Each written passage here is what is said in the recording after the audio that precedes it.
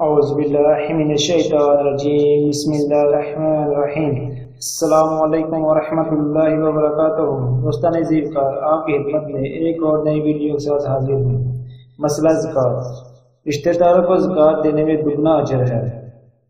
زکوٰۃ میں اور زکوٰۃ کے علاوہ دوسرے صدقہ خیرات میں سب سے زیادہ اپنے رشتہ داروں کا خیال رکھنا چاہیے اور پہلے انہی لوگوں کو دیں، لیکن ان کو یہ نہ کہیں کہ یہ زکوٰۃ یا صدقہ یا خیرات کی چیز ہے تاکہ ان کو برا نہ لگے۔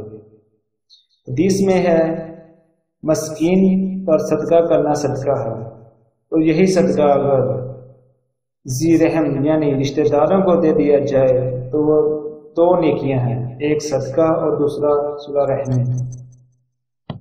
اگر کسی نے دوسرے کی اجازت کے بغیر اس کی طرح سے زکوٰۃ ادا کر دی تو یہ زکوٰۃ نہیں ہوگی، لہذا اس کی اجازت کے مطابق زکوٰۃ ادا کرنی چاہیے۔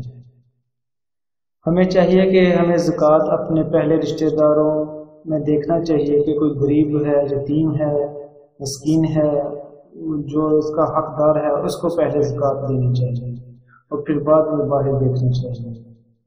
اللہ تبارک تعالیٰ سے دعا ہے کہ ہم سب کو اس پر عمل کرنے کی توفیق عطا فرمائے، آمین۔ جزاک اللہ۔